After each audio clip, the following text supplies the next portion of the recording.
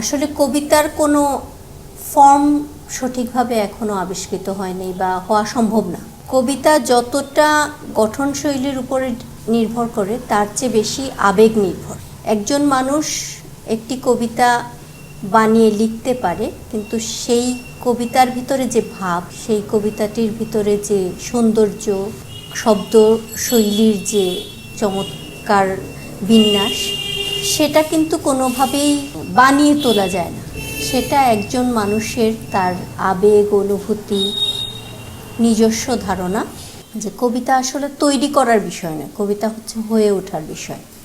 আমার যেটা মনে হয় যে কবি সাহিত্যিকরা একটু পাগলাটে প্রকৃতির, এবং তাদের মধ্যে যে ওই কবিতার একটা নেশা, কবিতার একটা আকর্ষণ, সেটাই তাদেরকে টেনে নেয় কবিতার দিকে। কবিতা আসলে মানুষের খুব একাকী অনুভবের বিষয়। এই যেমন আমরা গান শুনি, সেটা তো আসলে গীতি কবিতায়, কবিতা থেকেই গানটা এসেছে।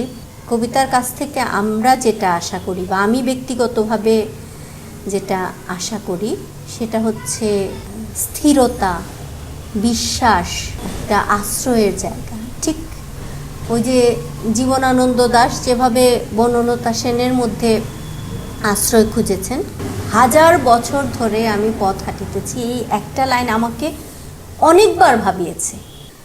মানব জাতির যে জীবনধারা, এই একটি কবিতার মধ্যে ব্যাখ্যা করা হয়েছে। আমি যখন অসুস্থ থাকি, তখন আমি কবিতার মধ্যে আমার বিশ্বাস খুঁজি, বেঁচে ওঠার, ভালো থাকার সম্ভাবনা খুঁজি, আশাবাদী ভাবনা খুঁজি। তো এই জিনিসটা মনে হয় খুঁজি। অধিকাংশ মানুষই আসলে নৈরাশ্যবাদী। আমি দেখেছি মানে কবিরা অধিকাংশ কবিতায় যখনই মানে একটা কথা বলা হয় যে যখন মানুষ ডিপ্রেশনে থাকে তখন কবিতা লেখে, এবং সেই কবিতাগুলো বিষণ্ণ কবিতা হয়। বাট আমি সবসময় আশাবাদী, এবং আমি সবসময় ডিপ্রেশন কাটিয়ে ওঠার জন্যই কবিতা লিখি। আমার যখন কষ্ট হয়, বা আমি কষ্টটাকে ট্রান্সফরমেশনের মাধ্যমে আশার স্বপ্ন দেখার জায়গায় নিয়ে আসতে চেষ্টা করি। সহজলভ্যতা যে কোনো জিনিসেরই গুণগত মানকে কমিয়ে দেয়, এবং যেমন আগে একজন মানুষ সাহস করতে পারতো না যে একটা বই ছাপাবো, বাবা এত টাকা পয়সা কোথায় পাবো, বা এই ধরনের, এটা হয়তো অনেক কঠিন ব্যাপার। এখন হাতের কাছে ছাপাখানা, সবাই যে যা লিখতেছে, আচ্ছা ঠিক আছে আমি 2 লাইন লিখলাম, আমার এটা কবিতা হলো কি না হলো সেই আমি ছাপিয়ে দিলাম। যে কোনো জিনিসকে খুব কাছে থেকে দেখলে, খুব বেশি কাছে থেকে দেখলে সেটার যে গুরুত্ব সেটা বোঝা যায় না। সেটাকে যখন আমরা দূর থেকে দেখি, ভিন্ন অ্যাঙ্গেল থেকে, তখন সেটার গুরুত্ব বোঝা যায়। একটা উক্তি আছে না, life is nothing but a name. মানুষের জীবনে কে কি চায়? খ্যাতি, ক্ষমতা, অর্থ, প্রতিপত্তি কিংবা ভালোবাসা। মোটামুটি এই 4-5টা জিনিসের মধ্যেই মানুষ তার জীবনকে চিন্তা করে। নিজের সম্পর্কে অনুধাবন আমি সবচেয়ে বেশি পছন্দ করি হচ্ছে মানুষের ভিতরে তার যে ডেপথনেস, গভীরতা।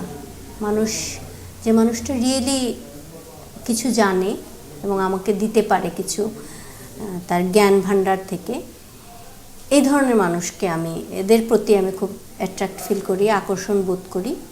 সবচেয়ে বেশি আকর্ষণের জায়গা হচ্ছে আমার ভালোবাসা।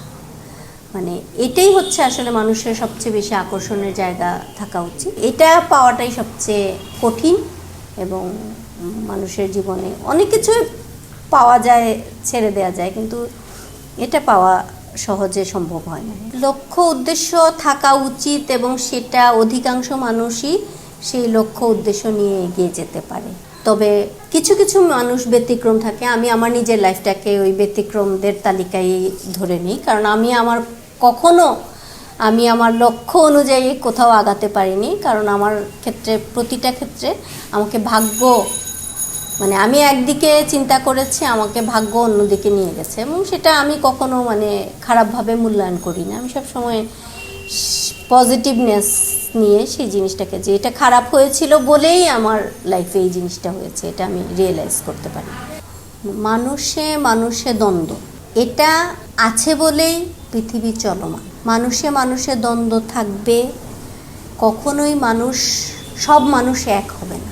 সব মানুষ যদি এক হয়ে যায় তাহলে পৃথিবীতে মানে কোনো দ্বন্দ্ব থাকবে না, পৃথিবীর প্রতি মানুষের অ্যাট্রাকশন থাকবে না। আমরা একটা কথা শুনতাম যে 12 রকম মানুষ, 12 কিসিমের মানুষ, আম্মা বলতেন 12 কিসিমের মানুষ। 12 কিসিমের মানুষ যদি না থাকে জগতে তাহলে জগৎ সুন্দর হয় না। অন্য ধরনের মানুষ আছে বলেই আমাকে জানতে পারে, মানে আমি যে টাইপ, আমার টাইপ নয় বলেই অন্য মানুষরা আমার প্রতি অ্যাট্রাকশন ফিল করবে, বা আমি অন্য টাইপের মানুষের প্রতি অ্যাট্রাকশন ফিল করব। এটা হচ্ছে স্বাভাবিক নিয়ম। সব গাছ যদি একরকম গাছ হতো, কোনো গাছ হচ্ছে তিতা, কোনো গাছের ফল হচ্ছে মিঠা, তো ঠিক সেই রকম প্রতিটা মানুষ আলাদা, প্রত্যেক মানুষের টেস্ট আলাদা, তার বোধ বুদ্ধি আলাদা, অনুধাবন করার ক্ষমতা আলাদা, এবং সেটাই জগৎকে সুন্দর করেছে। সব জিনিস একরকম হয়ে গেলে কখনোই জগৎ সুন্দর হতো না। তো এই জন্য মানুষে দ্বন্দ্ব থাকবে, তবে দ্বন্দ্বের মানে সব জায়গাতেই অতি কোনো কিছু ভালো না। সেই জন্যই আমি বললাম যে অতিরিক্ত বলতে আমি বোঝাচ্ছি যে দ্বন্দ্ব যখন অতিরিক্ত হয়ে যাবে তখনই সেটা মারামারি, ঝগড়া এই ধরনের পর্যায়ে চলে যাবে। তো সব মানুষের যেহেতু বোধ বুদ্ধি ক্ষমতা একরকম নয়, জ্ঞান একরকম নয়, সবার তো সেটা সম্ভব না, এই জন্য কিছুটা মারামারি হবেও। অনেকে দেখা যায় যে রেসলিং বা কুস্তি এই ধরনের অনুষ্ঠান খুব পছন্দ করে। আমার এগুলো দেখলে কীরকম অস্বস্তি হয়, কিন্তু ওই জিনিসগুলো অনেক মানুষ উপভোগ করে। হ্যাঁ, লড়াই খেলা এগুলো পছন্দ করে। তো ওই টাইপের মানুষ আছে বলেই কিন্তু এই যুগে যুগে এই জিনিসগুলো চলে আসছে। তো এটাই স্বাভাবিক, এটা থাকবে, এটা মেনে নিয়েই আমাদেরকে চলতে হবে, মানিয়ে নিয়েই চলতে হবে। এটাই হচ্ছে জীবন, এখানে জীবনের সৌন্দর্য।